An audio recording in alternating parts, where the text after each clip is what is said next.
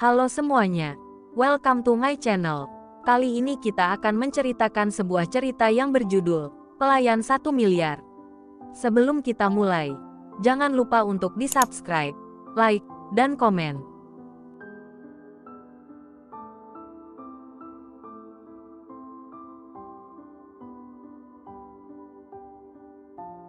Episode 23, Diculik. Setelah selesai membersihkan, Bella menerima kunjungan tamu yang ternyata membawa paket belanjaan. Tanpa menunggu lama, dia langsung mengeksekusi semua bahan dan peralatan baru yang tiba. Dengan lincah, Bella mulai membuat kue sesuai permintaan Matteo yang harus siap untuk makan siang. Akhirnya aku membuat kue lagi setelah sekian lama tidak meraciknya. Bella bergumam sendiri sambil mengolah adonan kue basah. Setelah beberapa waktu, kue dadar gulung pun matang, dan Bella meletakkannya di atas piring.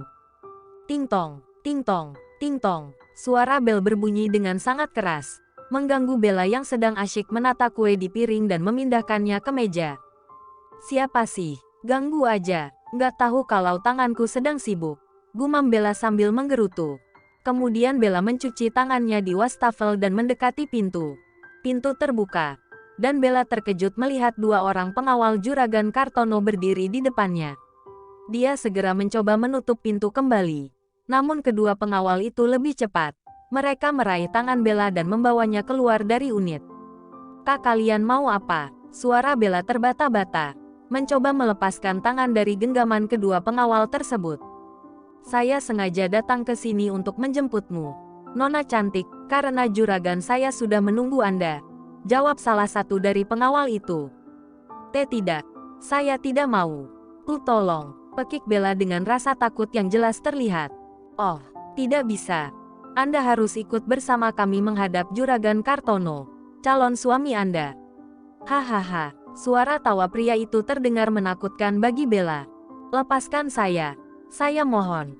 Lepaskan saya, jangan bawa saya, lepaskan saya, aku mohon." Bella memohon dengan putus asa.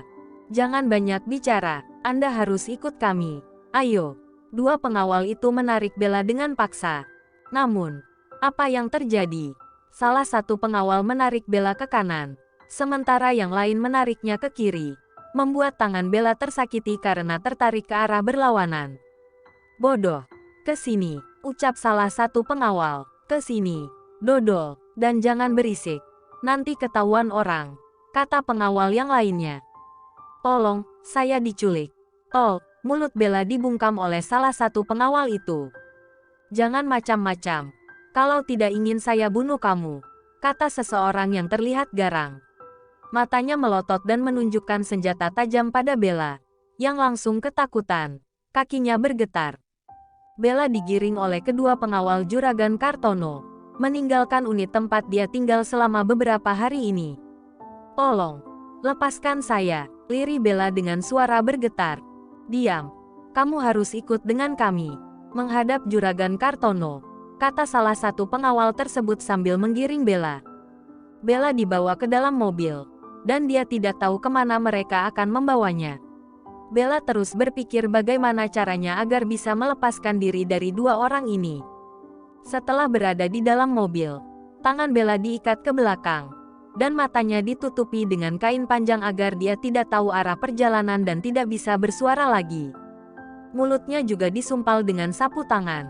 Bella mencoba berteriak, tapi suaranya tidak terdengar. Dalam hati, dia berpikir bahwa kedua pengawal ini tidak sejahat ini sebelumnya. Bella terus berontak, menggoyangkan tubuhnya untuk meminta dilepaskan. Dua pengawal saling berpandangan. Kemudian salah satunya memberi isyarat kepada sopir untuk melanjutkan perjalanan.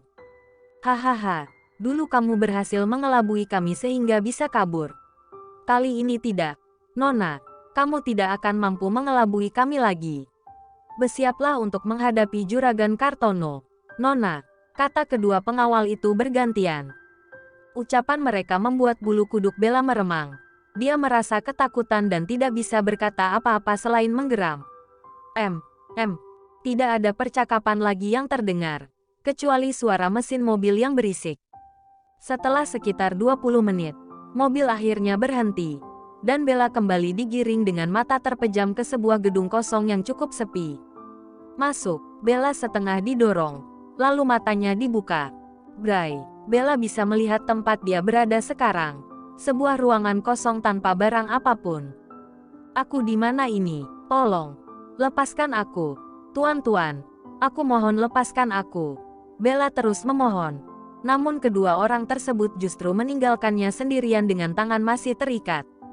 Puan, lepaskan aku. Kik. Bella menangis dan tubuhnya merosot ke lantai. Hatinya meronta, meminta pertolongan untuk bisa keluar dari tempat itu atau terbebas dari Juragan Kartono, bandot tua yang suka menyukai wanita muda. Bella menangis dan berusaha melepaskan tangan yang terikat, tapi malah membuatnya semakin sakit. Aku harus bagaimana agar bisa keluar dari sini? Bella berusaha dengan susah payah untuk berdiri. Namun, tampaknya jalan keluar sulit ditemukan, dan ventilasi udara berada terlalu tinggi untuk dijangkau. Sementara Bella sedang mencoba mencari peluang untuk melarikan diri, terdengar langkah-langkah mendekat ke arah pintu. Bella segera merapatkan diri ke dinding. Sorot matanya tertuju pada daun pintu yang mulai terbuka. Pintu akhirnya terbuka, dan di depannya berdiri seorang pria berambut putih dengan tubuh gemuk. Jenggotnya juga memutih, dan matanya tajam menatap Bella. Pria tersebut kemudian tertawa dengan suara yang menggema di seluruh ruangan. Hahaha, akhirnya kau ketemu juga. Sok-sokan kabur. Enak saja mencoba melarikan diri dari saya. Kamu harus membayar uang sebesar 1 miliar pada saya, kata Juragan Kartono sambil mendekati Bella yang semakin ketakutan. Bella berusaha menjauh dari Juragan Kartono. Juragan, saya mohon lepaskan saya. Saya akan membayar uang tersebut, tapi minta waktu untuk membayarnya. Apa, kamu mau membayar? Dari mana kamu akan mendapatkan uang itu? Nona manis, sampai kapan kamu ingin waktu untuk membayar? Sampai mati? Atau kamu mau saya menjualmu kepada orang lain agar saya bisa mendapatkan uang kembali? Namun, saya tidak akan sebodoh itu. Sebelum tubuhmu dinikmati oleh orang lain, saya akan menikmatinya terlebih dahulu, kata Juragan Kartono dengan suara menakutkan. Maksud, Juragan, suara Bella terbata-bata. Kalau kamu tidak mau menikah denganku, maka saya akan menjualmu kepada lelaki lain untuk mengembalikan uang saya. Tapi, saya tidak akan begitu bodoh. Saya ingin menikmati tubuhmu terlebih dahulu sebelum itu, kata Juragan Kartono sambil menatap Bella dengan tajam. Tangannya menyentuh pipi Bella yang lembut. Jangan sentuh saya mohon. Jangan apa-apain saya. Bella bergetar dan merasa ketakutan. Hahaha, saya berhak melakukan apapun yang saya inginkan, Nona. Termasuk menjualmu seperti kakak perempuanmu, Sekar dan Lily, yang sudah saya jual belikan di kota ini. Juragan Kartono tertawa kembali. Bella sangat terkejut ketika mendengar nama kedua kakaknya, Sekar dan Lily. Dia langsung teringat pada mereka. Maksudnya, Juragan, di mana mereka berdua? Kakakmu itu sudah menjadi bagian dari pelanggan saya. Hahaha, sekarang giliranmu. Kalau kamu tidak mau menikah denganku, aku akan memaksa kamu untuk melayani saya semalaman sampai saya puas. Dan setelah itu saya akan menjualmu untuk mengembalikan uang yang sudah saya berikan pada orang tuamu.